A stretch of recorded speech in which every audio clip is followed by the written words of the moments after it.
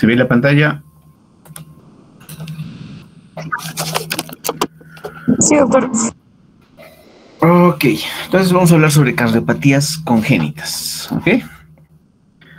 Es algo que han desarrollado otros compañeros el semestre pasado y el anterior, así que es un combinado. A ver, ¿dónde está? Listo, ¿se ve? Sí se ve, doctor. Muy bien, entonces no vamos a hacer una revisión así de cada cardiopatía. Vamos a hacer una cosa bastante general, ¿no es cierto? Pero con la intención de entender cuando estemos frente a una cardiopatía, más o menos qué es lo que esperamos en estas cardiopatías, ¿no? Entonces, vamos a empezar definiendo o viendo cuáles son las características de la circulación fetal, vale decir, del niño antes de nacer. Fíjense. A ver, ¿dónde podríamos empezar? Empezaremos acá, en las arterias umbilicales, ¿no? Para comenzar, en el cordón umbilical, las arterias van a llevar, ¿no es cierto?, la sangre venosa y, en este caso, la vena umbilical va a llevar la sangre arterial. Vale decir, la sangre rica en oxígeno. Entonces, vamos a empezar acá, ¿ya? En las arterias umbilicales. Estas arterias umbilicales van a nacer, ¿no es cierto?, en las ilíacas internas del recién nacido, van a llegar hasta el cordón umbilical o hasta la región del ombligo, y de ahí, por el cordón umbilical, ¿no es cierto?, van a llegar a la placenta. En la placenta, ¿no es cierto?, se va a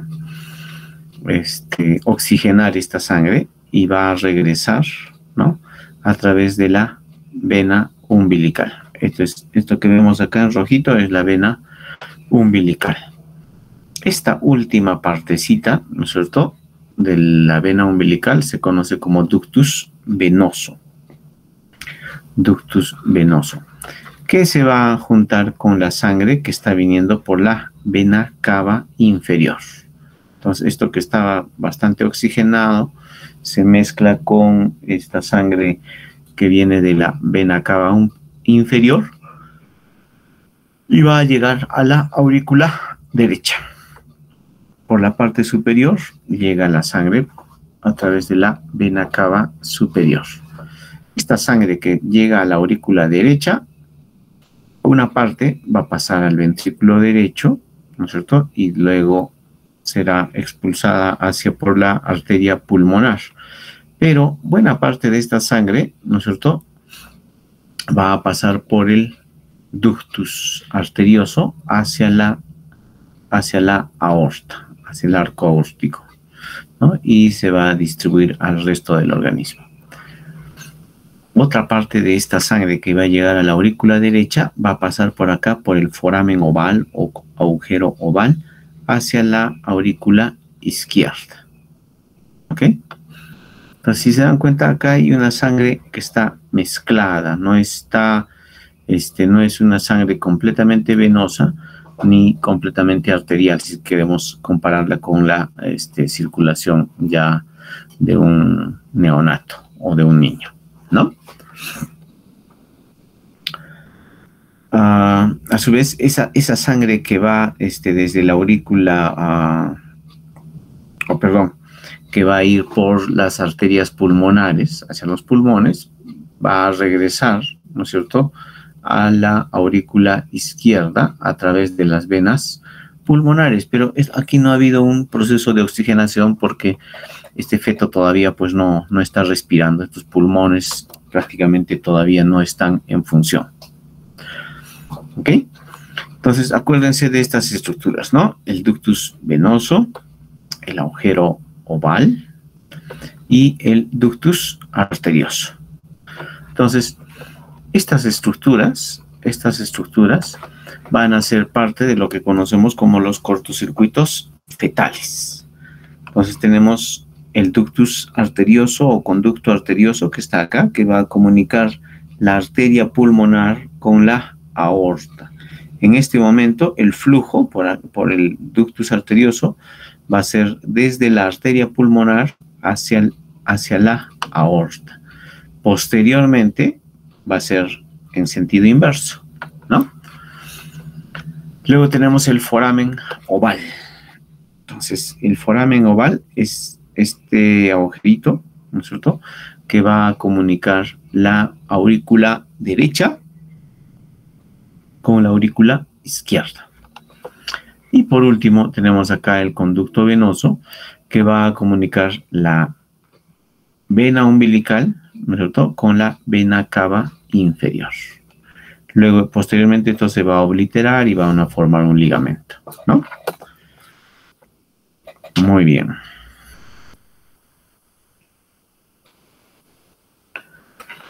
Más o menos lo mismo, pero ya con estas flechitas que nos indican de dónde a dónde pasa la sangre, ¿no?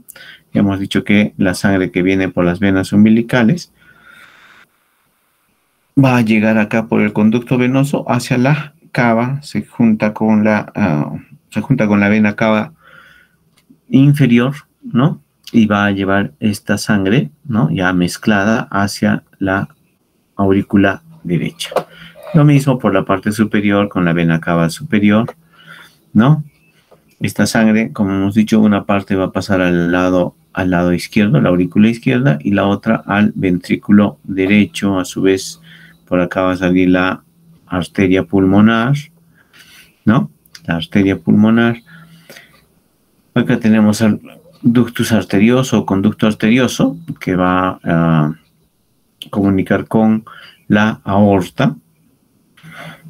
Una parte de esta sangre va a llegar a los pulmones, otra va a regresar de los pulmones sin ser oxigenada, ¿no es cierto?, solamente como irrigación.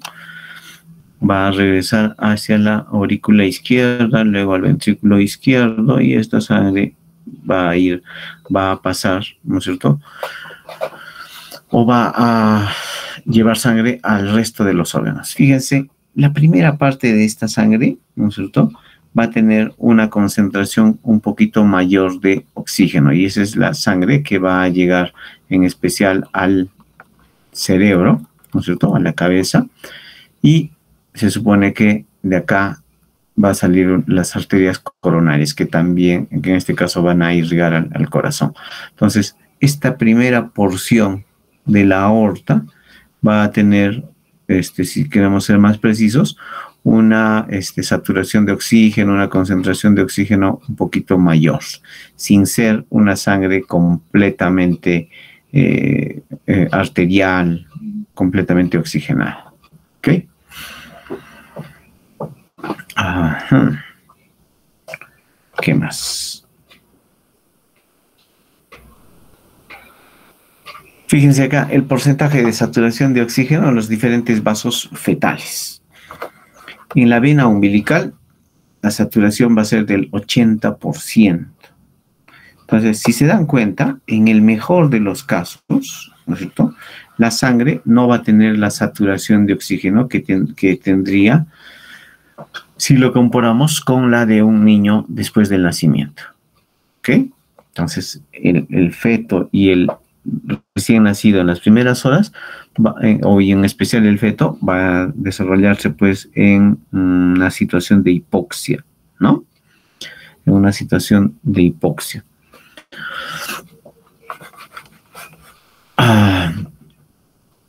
Luego tenemos acá, en la vena cava inferior, ¿no es cierto?, por encima del conducto venoso, tiene una saturación del 70%, y la vena cava inferior por debajo del conducto venoso, un 26%, lo que habíamos visto acá, ¿no? Ay, no sé dónde me he ido.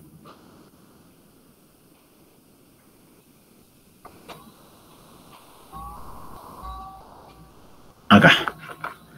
Entonces, acá se supone que la saturación es bastante baja, acá es una saturación algo alta, y acá se va a mezclar la saturación y por eso es que va a llegar a un 70% más o menos, ¿no? Como dice acá. En la vena cava superior, la saturación 25%, lo que hemos visto acá, ¿no es cierto? Acá la saturación es bajita. En el tronco de la arteria pulmonar, la saturación va a ser de un 52% de sangre mezclada. Fíjense, 70 ya se mezcló con esta de la vena cava superior y se convirtió en este 52% más o menos. Y fíjense, en la aorta, por debajo del conducto arterioso, la saturación va a ser de un 62%, va a tener algo más de oxígeno y esta es la sangre que va a llegar al cerebro, el corazón. Y por encima del conducto arterioso, esa saturación va a ser un poquito menor, ¿no? Y esto es lo que va a irrigar el resto del cuerpo, ¿no? Extremidades, tórax, abdomen.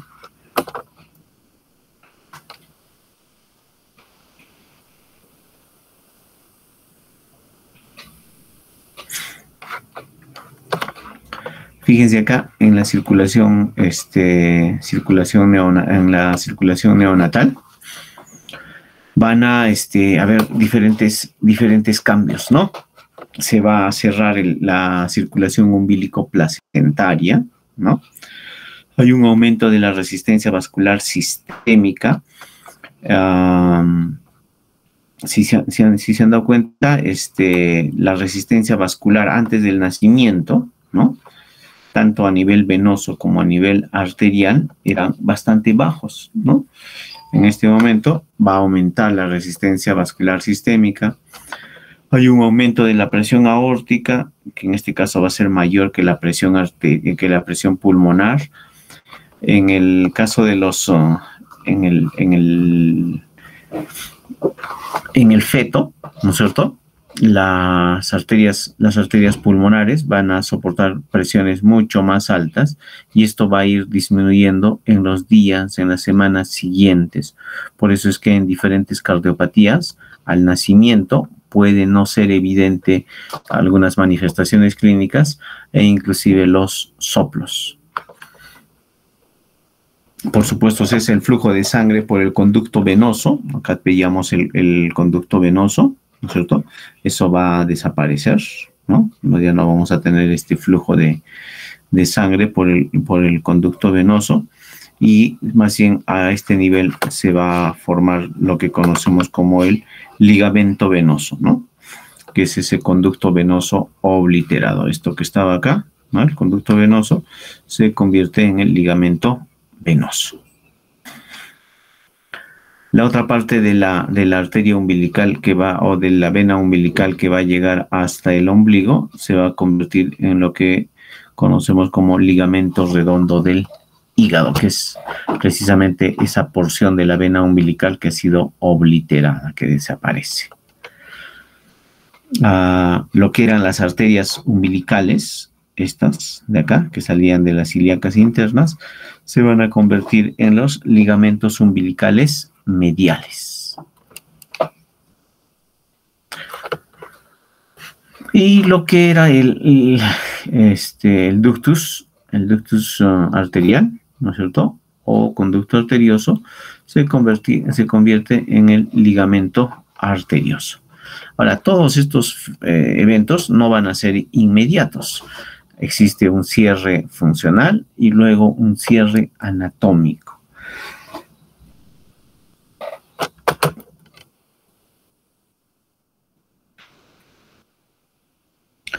Ahora, al momento de nacimiento va a haber aumento de la circulación pulmonar, ¿no? Al principio, fíjense, estos pulmones todavía no estaban en funcionamiento. En este momento ya. Entonces, eso va a hacer que la resistencia a nivel pulmonar, ¿no?, disminuya. Esto por la expansión de los alvéolos, por la respiración, que va a hacer que aumente la presión arterial de oxígeno. Eso que habíamos visto que en el mejor de los casos en la vena umbilical era del 80%. En este caso va a llegar a valores mucho más altos y, por supuesto, si lo correlacionamos también con la saturación de oxígeno, si estamos a nivel del mar, va a ser mayor del 95%.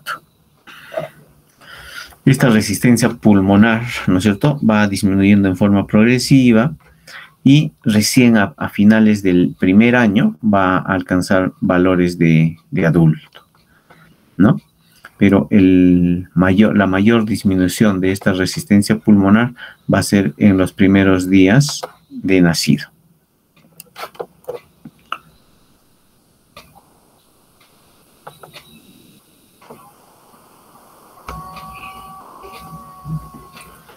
Ahora, se va a cerrar también el foramen oval o el agujero oval, ¿no? Ya hemos dicho de que el cierre funcional, ¿no es cierto?, se produce en las primeras horas de vida. Ahorita vamos a ver por acá algo más preciso.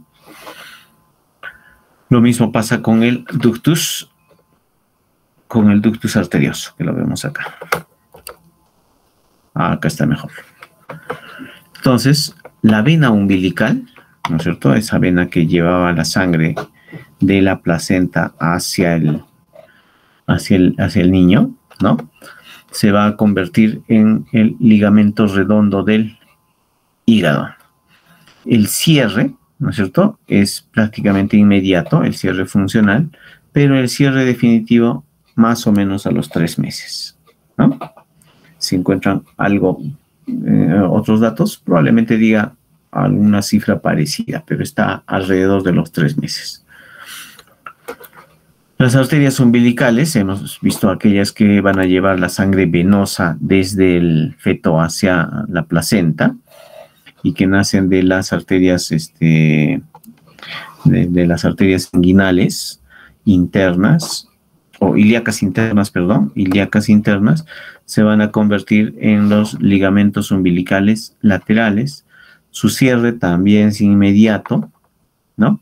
Y su cierre definitivo va a ser a los 3 meses. El foramen oval o el agujero oval, ¿no?, se va a convertir en la fosa oval.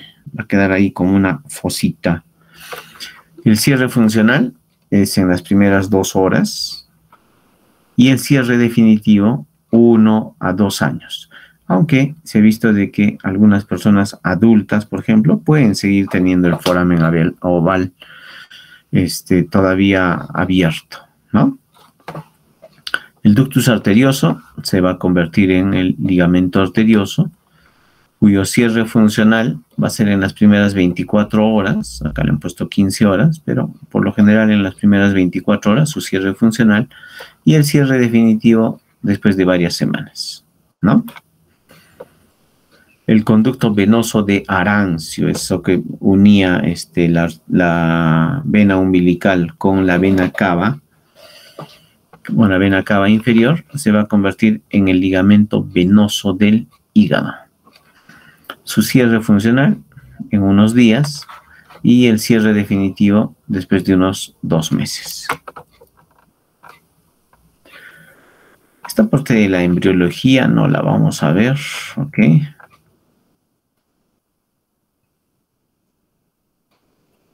Algunas cositas bastante generales sobre el corazón, ¿no? Está situado en el tórax, está ubicado en el mediastino medio, entre ambos pulmones, está detrás del esternón, anterior a la columna vertebral, ¿no?, a la aorta y el esófago. La aorta va a ir por detrás, el esófago igual. Va a descansar sobre el diafragma, ¿no?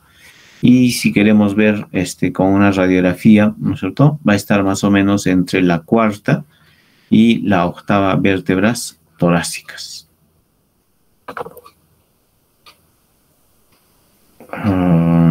Esto no. Fíjense, este es un corazón, si es que lo vemos de frente. Está la parte posterior. Esto si es que lo levantamos, si es que levantamos el ápex, ¿no es cierto?, la punta del corazón. Algunas estructuras que reconocer por acá. Tenemos la vena cava superior, la vena cava inferior en esta vista no la vemos, ¿no? Esto sería el tronco de la arteria pulmonar. Esta es la aorta, ¿no? Esta es una de las ramas de la arteria pulmonar. Estas van a ser las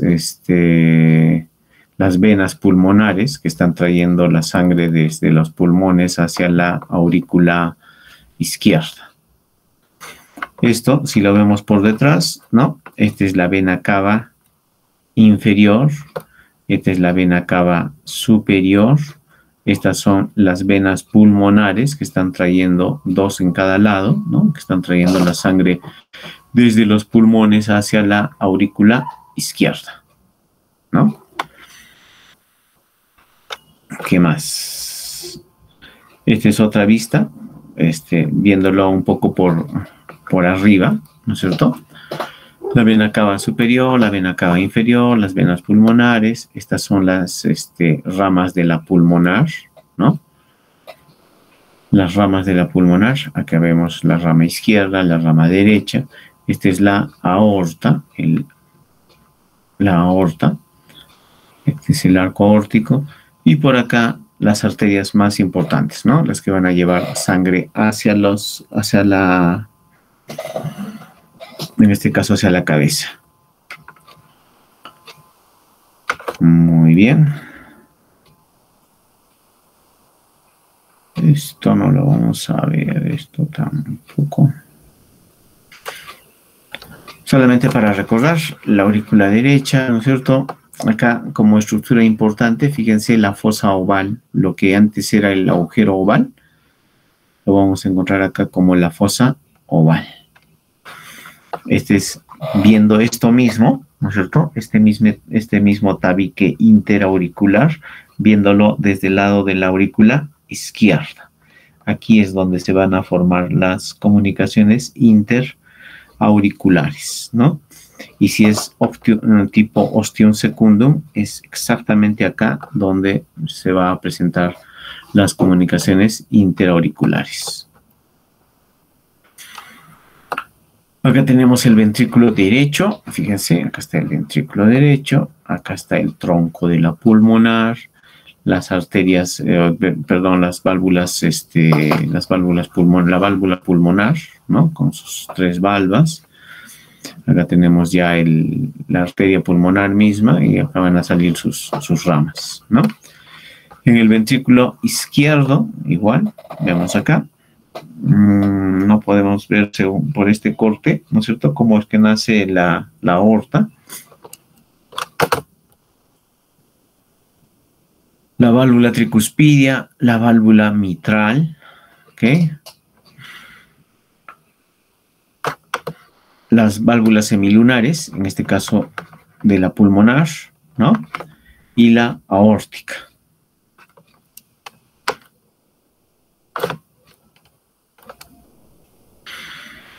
¿Qué más? No, es importante, ¿no? La aorta, tenemos acá la aorta ascendente, ¿no? La aorta ascendente. Luego tenemos el arco aórtico, y luego tenemos la aorta descendente.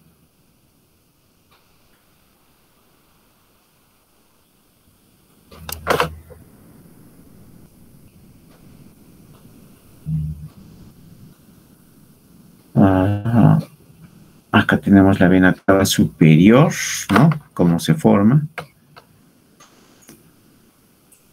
La vena cava inferior.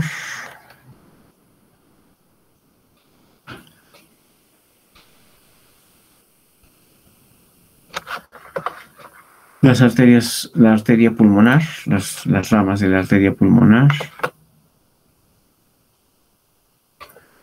Las venas pulmonares, ¿no? Estas que están en amarillo. Muy bien. Entonces, ya entrando a lo que es cardiopatías congénitas, hemos hecho un repaso así bastante grande de la anatomía, de la circulación fetal, la circulación neonatal, como algunas estructuras que dejan de tener funcionamiento se van a ir transformando en otras estructuras ya posterior al nacimiento. Fíjense, incluso en forma prenatal, un buen porcentaje de cardiopatías pueden ser detectadas, ¿no? Si no han sido detectados prenatalmente, hasta el 80% de las cardiopatías van a ser detectadas, en este caso, clínicamente, ¿no? Entonces, con la detección prenatal y con las manifestaciones clínicas que podría tener una cardiopatía congénita, podemos detectar hasta el 80% de las cardiopatías. Entonces, hay un 20% por diagnosticar. De ese 20%, más o menos un 15% puede ser detectado por la oximetría de pulso. Y ahorita vamos a ver, existe pues un tamizaje para el recién nacido para tratar de detectar tanto cardiopatías como algunas otras patologías en las cuales va a haber, digamos, una saturación de oxígeno menor. Vamos a ver cómo se hace esto. Finalmente, ¿no? Después de haber hecho incluso esta detección, ¿no? Este tamizaje, para la detección de las cardiopatías congénitas va a haber un 5% en el que pues no vamos a poder determinar las cardiopatías. Probablemente las detectemos posteriormente o como un hallazgo, ¿no?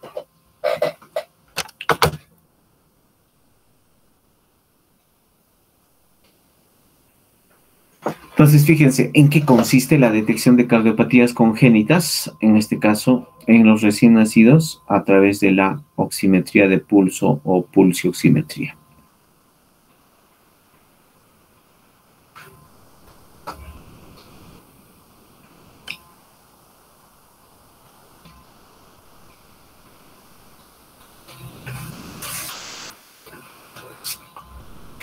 Muchos lactantes, ¿no es cierto?, con una cardiopatía congénita, al nacimiento van a estar normales, no van a tener manifestaciones clínicas, ¿no? Pueden tener cianosis o desaturación, pero esta va a ser muy leve y puede pasar desapercibida. En esto también puede, en esto que pueda pasar desapercibido, puede influir el hecho de que la piel sea algo más pigmentada, ¿no?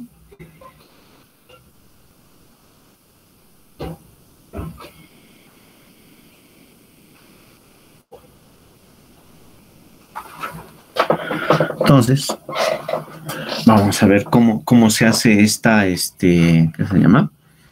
Cómo se hace esta prueba o este tamizaje neonatal de cardiopatías congénitas. Ahora, no solamente las cardiopatías congénitas van a hacer que haya situaciones de hipoxia, ¿no? Fíjense, otras situaciones que se pueden detectar, ¿no? Que se pueden detectar a través de este tamizaje son sepsis, síndrome de dificultad respiratoria del recién nacido, hipertensión pulmonar persistente del recién nacido, aspiración de meconio, hipotermia, hemoglobinopatías, neumonía y neumotórax. ¿Ok? Entonces, pueden haber falsos positivos, pero eso mismo nos va a ayudar a detectar otras causas de hipoxemia.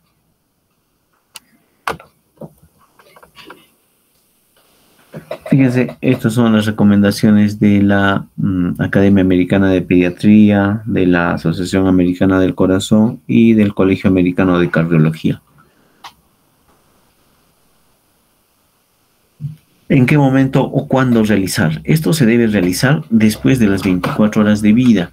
Ahora, frecuentemente después de un parto eutóxico, un parto normal, ¿no es cierto?, un niño se va a ir antes de las 24 horas. Entonces, se ha incluido, ¿no es cierto?, y se dice que esta prueba se puede hacer justo antes del alta, ¿no? Si es que este alta va a ser antes de las 24 horas de nacido.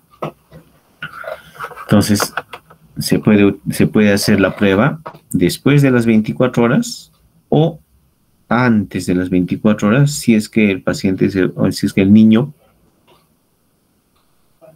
se va a ir de alta antes de las 24 horas, ¿no? Ahora, ¿qué es lo que se debe hacer? Lo de siempre, ¿no? Control de signos vitales, un examen clínico completo y medir, en este caso, la saturación de oxígeno en la mano derecha, que es la saturación preductal, ¿no es cierto?, antes del ductus, y en el pie, que es la saturación postductal.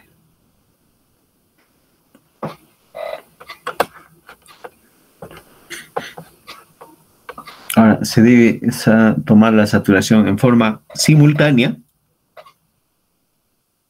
si es que tenemos dos pulsoxímetros, o en secuencia. Medimos primero uno y luego el otro, ¿no?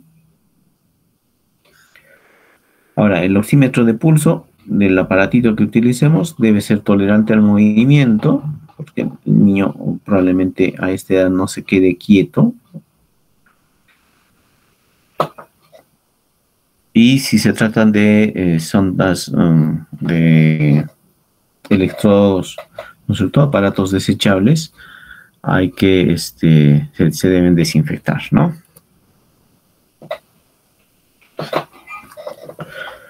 ¿Cómo usar el oxímetro de pulso, en este caso, de manera correcta? Se debe colocar acá, en la palma, ¿no es cierto?, en la palma. A veces lo hacemos acá a nivel de la arteria radial, pero para el recién nacido, con el aparatito que tenemos acá, mejor tomarlo a nivel de la palma y en la planta, ¿no?, para la saturación postductal. El sensor debe estar en contacto con la piel.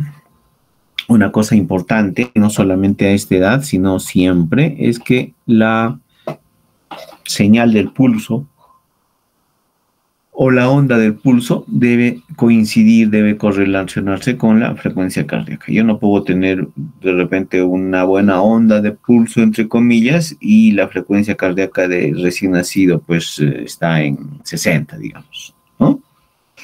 Entonces debe haber una correlación entre la onda del pulso y la frecuencia cardíaca. Yo para un recién nacido estoy esperando que la frecuencia cardíaca esté alrededor de 140, ¿no?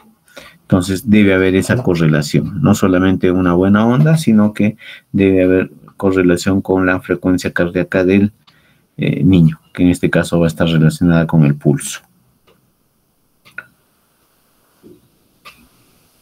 Algunas causas de error cuando se mide la saturación pre y postductal: movimiento del paciente, interferencia de la luz ambiental, puede haber cierta interferencia.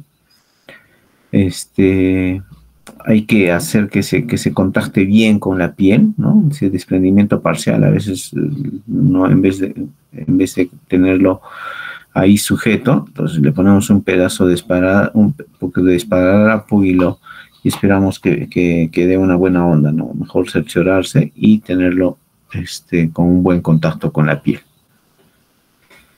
Interferencia electromagnética. En algunos pacientes, en aquellos que se encuentran en especial, ¿no es cierto?, con mala perfusión o bastante fríos, puede haber una mala perfusión en el sitio de la medición o alguna hemoglobinopatía. En estos casos puede haber error, ¿no?, sin necesidad de que haya una cardiopatía.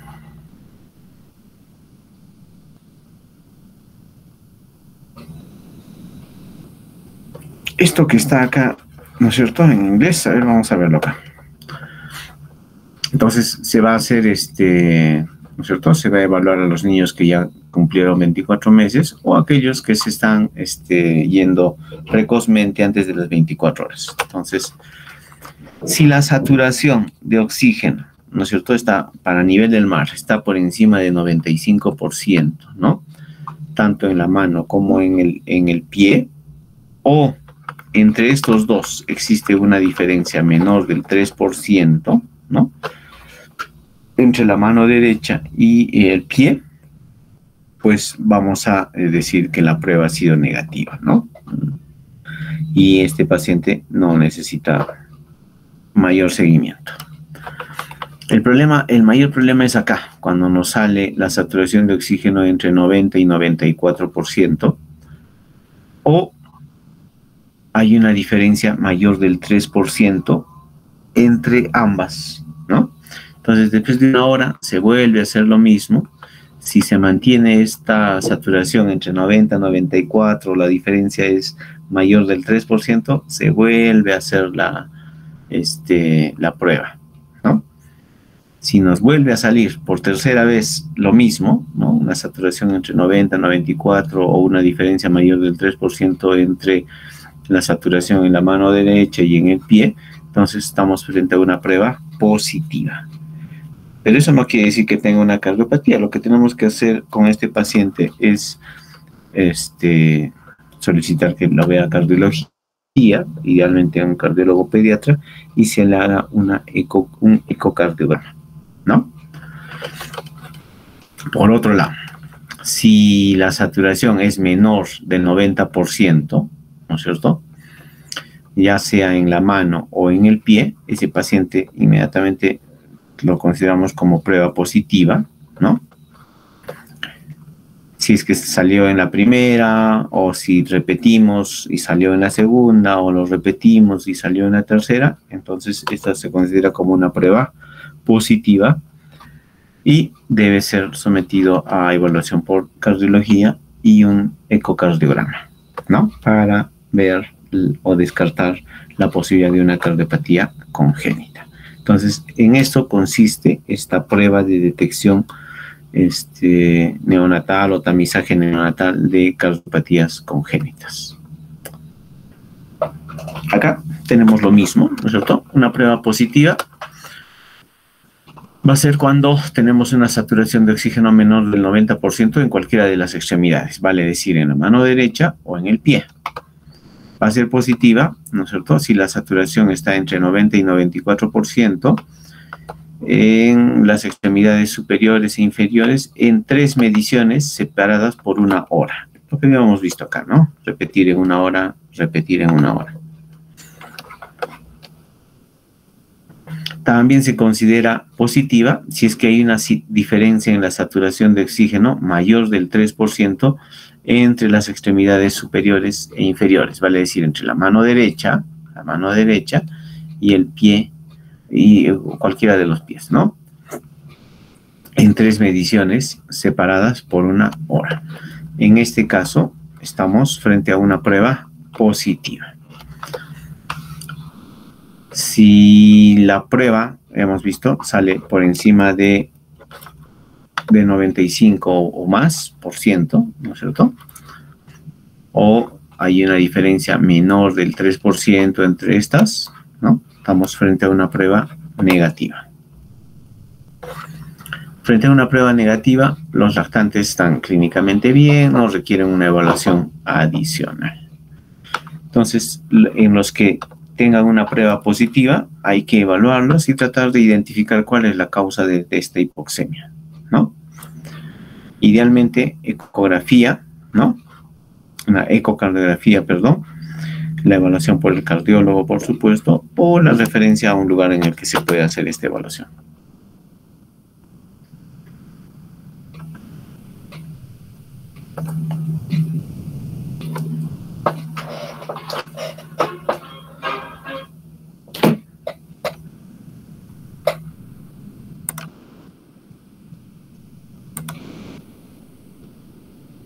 ¿Alguna pregunta hasta acá?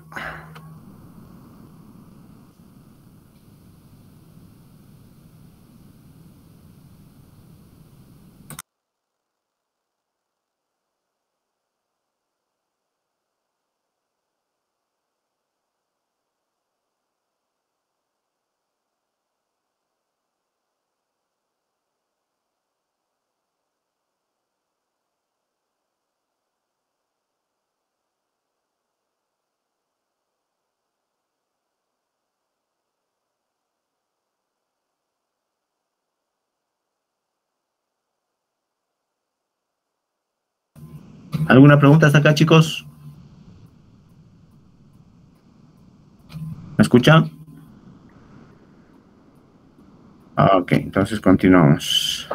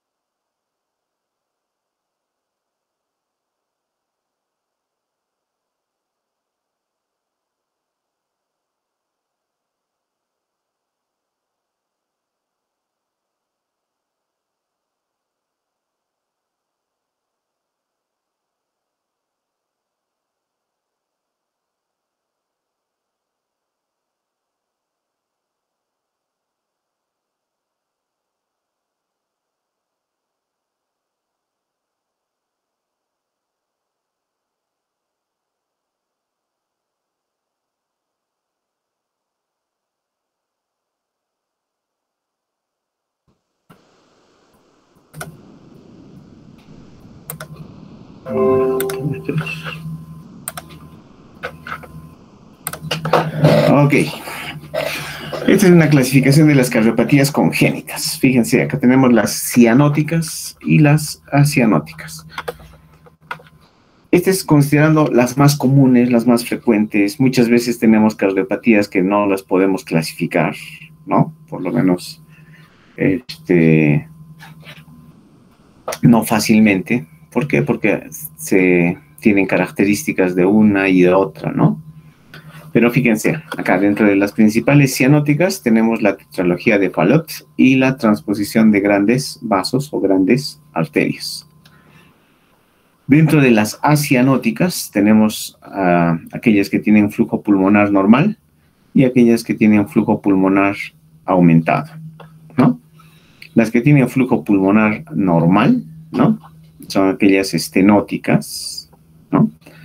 Y las que tienen flujo pulmonar aumentado, ¿no? Aumentado, aquellas que tienen un shunt de izquierda a derecha. Dentro de las estenóticas, ¿no? Donde más bien el flujo pulmonar o está normal o está disminuido, tenemos la coartación aórtica, la estenosis aórtica, la estenosis pulmonar, ¿no? Luego tenemos las que tienen flujo pulmonar aumentado. Tenemos acá la comunicación interventricular, la comunicación interauricular, el canal atrioventricular o auriculoventricular y el ductus arterioso persistente o persistencia del conducto arterioso.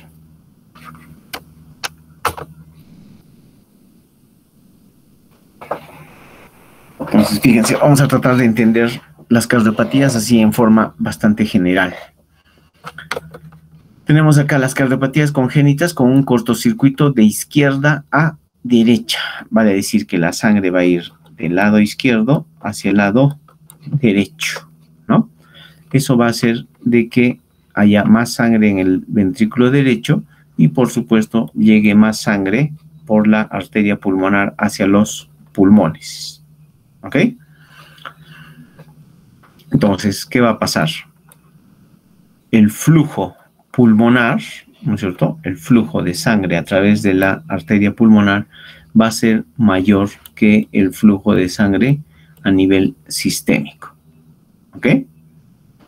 Entonces, en este grupo de cardiopatías con cortocircuito de izquierda a derecha, ¿no es cierto? De izquierda a derecha, tenemos el CIB o comunicación interventricular, tenemos el CIA, ¿no? O comunicación interauricular, el canal atrioventricular, ¿no es cierto? Como acá. En el canal atrioventricular no existe válvula tricuspidia, válvula mitral, tenemos una sola, como una sola cavidad, ¿no es cierto? Como una sola cavidad.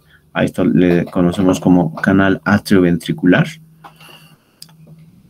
Y va a hacer que, igual, de la misma forma, llegue más sangre hacia el lado, hacia la arteria pulmonar, aumentando el flujo pulmonar. Y, por supuesto, el caso del ductus arterioso, ¿no? En este caso, la sangre que estaba yendo por la aorta va a pasar o va a regresar hacia la pulmonar. Esto va a aumentar el flujo el flujo pulmonar. Entonces va a haber más flujo pulmonar que flujo sistémico. Entonces, a través, en este caso, del ductus, ¿no? Que va a llevar sangre de la arteria de la aorta hacia la arteria pulmonar, produciéndose en este caso ese shunt de izquierda, ¿no es cierto? De izquierda a derecha.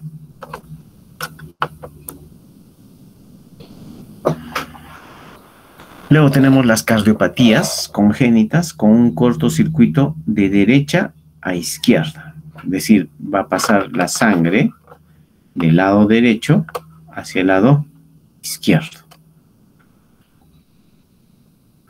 Entonces, En este caso, el flujo pulmonar va a ser menor que el flujo sistémico. ¿Ok? Ocurre lo contrario a lo que ocurría acá cuando hay shunt de izquierda a derecha. Acá hay mayor flujo pulmonar que flujo sistémico. Cuando hay un shunt de derecha a izquierda y la sangre pasa del lado derecho hacia el lado izquierdo, entonces eso va a hacer de que haya mayor flujo sistémico que flujo pulmonar. Un ejemplo de esto es la tetralogía de Fallot, ¿no? En la que el flujo pulmonar va a estar más bien disminuido, ¿no? Está disminuido y eso explica, ¿no es cierto?, la cianosis que se va a presentar en este tipo de cardiopatías. Entonces, el ejemplo de esto es la tetralogía de Fallot, que dicho sea de paso, va a tener 4 características, ¿no? 1, estenosis de la arteria pulmonar. Fíjense, esta arteria pulmonar bastante estrecha, bastante pequeñita. Vamos a tener hipertrofia del ventrículo derecho. Tenemos un CIB, una comunicación interventricular, y el cabalgamiento de la aorta, ¿no? Entonces, esos 4 defectos son lo que hacen la tetralogía de Fallot. Estenosis pulmonar, CIB, cabalgamiento de la aorta y finalmente hipertrofia del ventrículo derecho.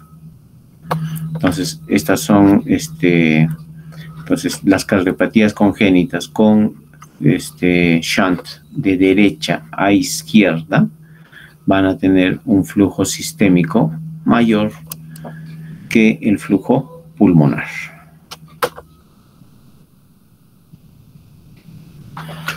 Luego tenemos las cardiopatías congénitas obstructivas,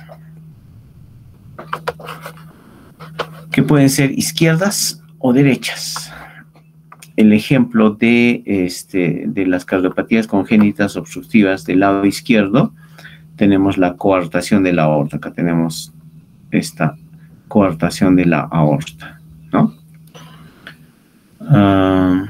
Otros ejemplos de este tipo de cardiopatías, tenemos la hipoplasia del corazón izquierdo, la estenosis valvular aórtica. Si la estrechez se presenta acá, probablemente va a tener más o menos el comportamiento de si la estrechez fuese acá, ¿no? Una estenosis de la válvula aórtica. O la interrupción del arco aórtico, que se va a presentar más antes de la coartación aórtica. Entonces, en estos casos vamos a tener una obstrucción, ¿no es cierto?, en el lado izquierdo. Podemos también tener cardiopatías obstructivas, cardiopatías congénitas obstructivas en el lado derecho. En este caso va a afectar a la, por ejemplo, a la arteria pulmonar, ¿no? Vamos a tener una estenosis o una atresia de la válvula pulmonar. Entonces, eso va a hacer de que haya menos flujo de sangre hacia las arterias a la arteria pulmonar. Dentro de este grupo de cardiopatías congénitas obstructivas derechas, además de la estenosis o atresia pulmonar, tenemos la hipoplasia del ventrículo derecho, ¿no? La hipoplasia del ventrículo derecho, la atresia valvular tricuspidia, ¿no?, que va a afectar a esta válvula en este caso, ¿no es cierto? Igual va a haber menos flujo de sangre por la arteria pulmonar.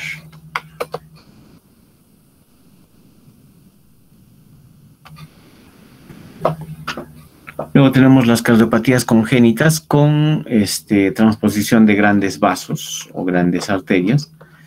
Fíjense, acá vemos que la arteria pulmonar, ¿no es cierto?, o donde debería estar la arteria pulmonar, está la aorta, y donde debería estar la aorta, está naciendo la arteria pulmonar.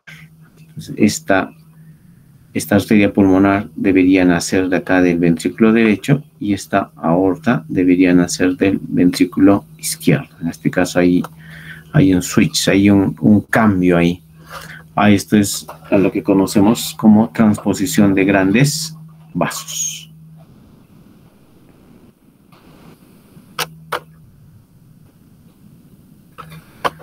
Ahora, si no hubiesen estas comunicaciones a través de un CIA o el foramen oval o el ductus, ¿no es cierto? Este tipo de cardiopatías serían pues incompatibles con la vida, ¿no? Entonces tiene que haber esta comunicación, ya sea a nivel auricular o en este caso entre la aorta y la arteria pulmonar, para que este paciente se pueda mantener con vida.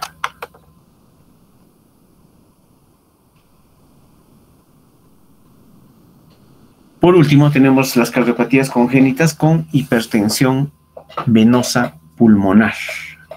¿Ok? Tenemos las cardiopatías congénitas con hipertensión venosa pulmonar. El ejemplo de esta hipertensión venosa pulmonar es el drenaje venoso anómalo pulmonar. En este caso, ¿no es cierto?, las venas pulmonares que están trayendo sangre del pulmón, sangre oxigenada, pues no llegan a la aurícula izquierda, sino van a llegar indirectamente a la aurícula derecha. Entonces, se va a producir un drenaje venoso anómalo pulmonar que puede ser total o puede ser parcial.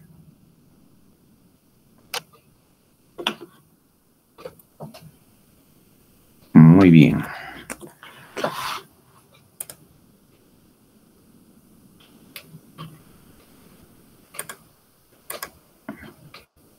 ¿Preguntas?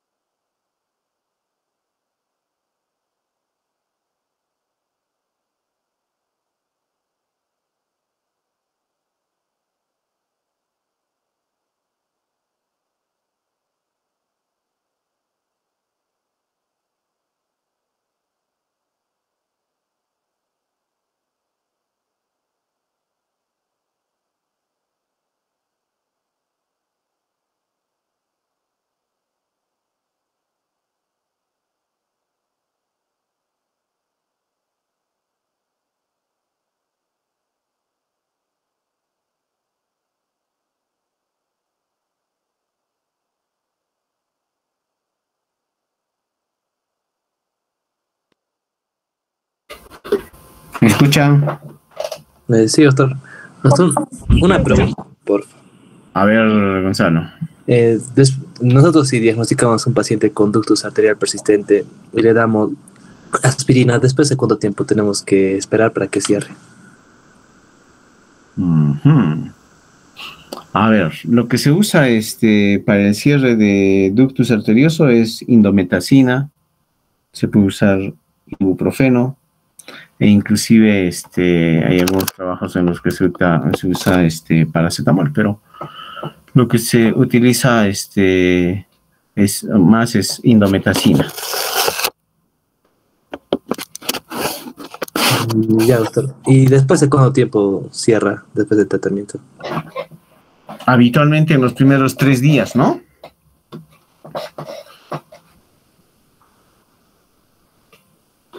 Ya, doctor. Ok.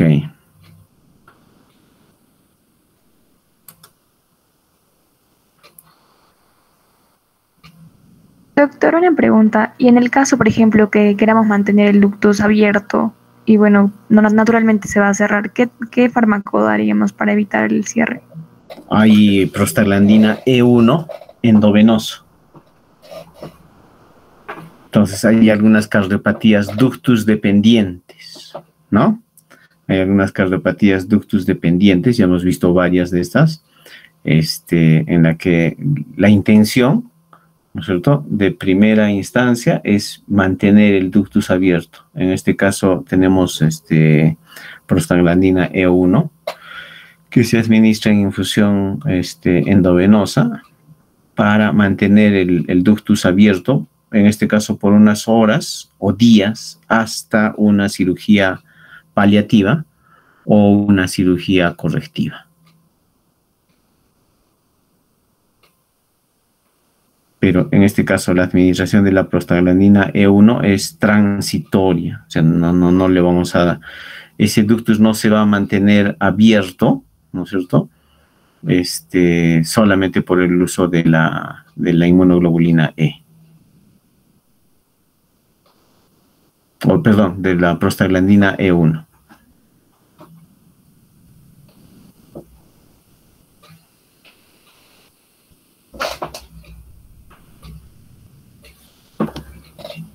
¿Algo más?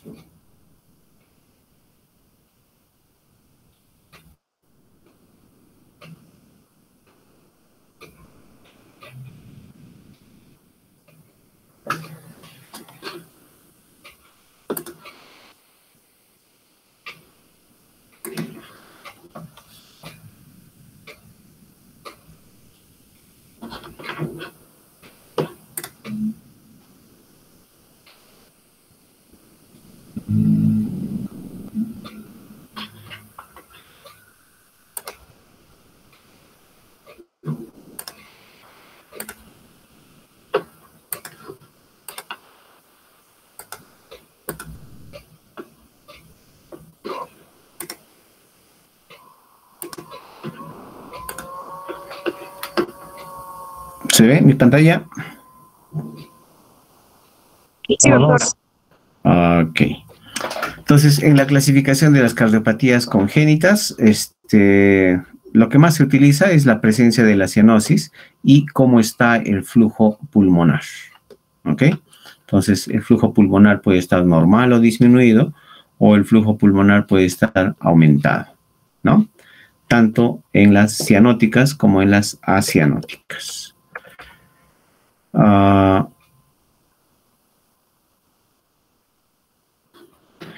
de las cardiopatías más comunes, ¿no es cierto?, va a ser la comunicación interauricular. Entonces, dentro de las comunicaciones interauriculares, la forma más frecuente es la forma o el tipo ostium secundum, ¿no? Luego tenemos el tipo ostium primum y el tipo seno venoso, ¿no? Este tipo ostium secundum es el que se va a presentar sobre la fosa oval, ¿no? Sobre lo que conoceríamos como el agujero oval. Va a ser la forma más frecuente de comunicación interauricular. Luego tenemos la forma tipo ostium primum, ¿no?, que va a estar más bien en la base del septum interauricular, en esta parte, ¿no? Y luego tenemos el tipo seno venoso, ¿no?, que puede estar cerca a la vena cava superior, ¿no es cierto?, o cerca a la vena cava inferior. Eso en cuanto a la comunicación interauricular. Luego tenemos acá la comunicación interventricular, el famoso CIV, ¿no? La forma más común, ¿no es cierto?, es la perimembranosa. Luego tenemos las formas o el tipo muscular, el de entrada y el supracristal. Pero de largo, la forma más común va a ser la forma perimembranosa, ¿no?, que está justo por debajo de la válvula aórtica, ¿no? Justo debajo de la válvula aórtica, y por eso también se llama subaórtica, como lo vemos acá, ¿no? Luego tenemos la forma muscular, ¿no? La forma muscular, si se dan cuenta, está mucho más abajo, ¿no? Y estas comunicaciones interventriculares de entrada, ¿no?, que están más bien cerca a las válvulas auriculoventriculares, y esta forma supracristal también ya son bastante, mucho menos frecuentes, ¿no? Entonces, las formas más comunes de comunicación interventricular van a ser la perimembranosa y la muscular. Por último, quería mostrarles esto.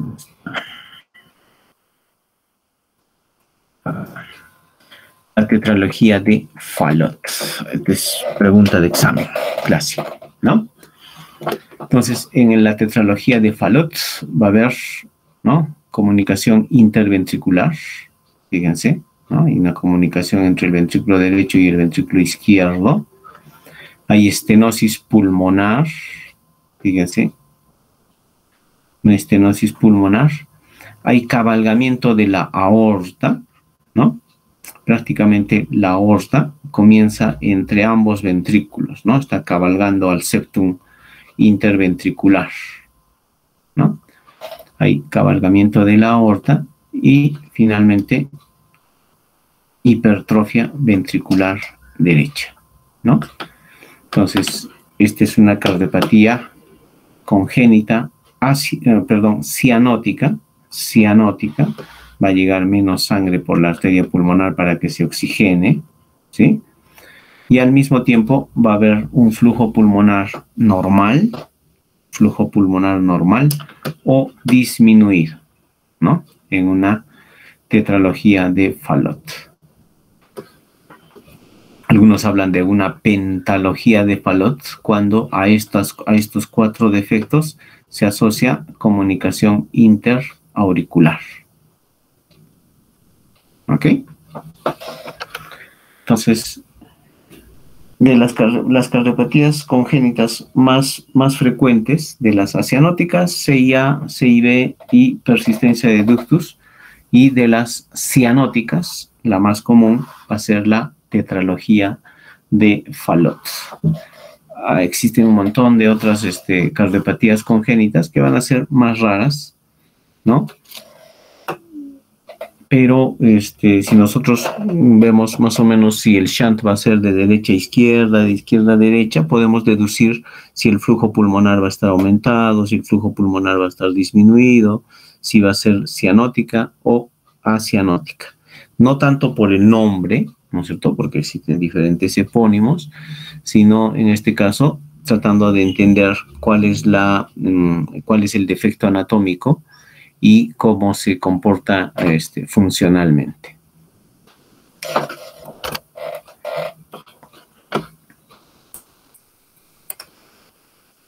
¿Preguntas?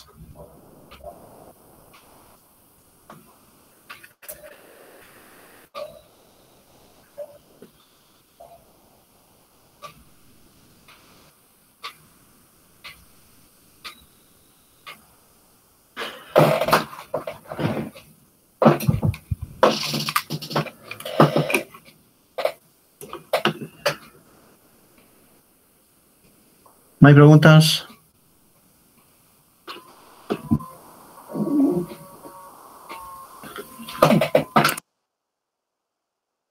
Ok.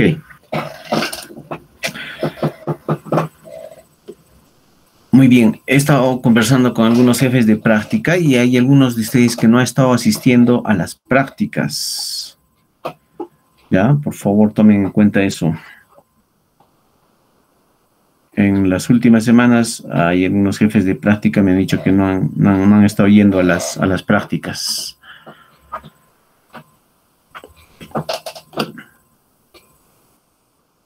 Ok. Entonces traten de ir y, bueno, aprovechar al máximo las prácticas, ¿no? Nada reemplaza pues el contacto con el paciente, que ustedes vean a los pacientes en el hospital. Muy bien, entonces con eso terminamos por hoy día. Mañana vamos a hacer ¿qué toca? Tuberculosis, creo. Tuberculosis infantil. A ver, lean algo sobre tuberculosis infantil. Mañana hablamos sobre tuberculosis. ¿Ya? Listo, chicos, chicas. Nos vemos mañana.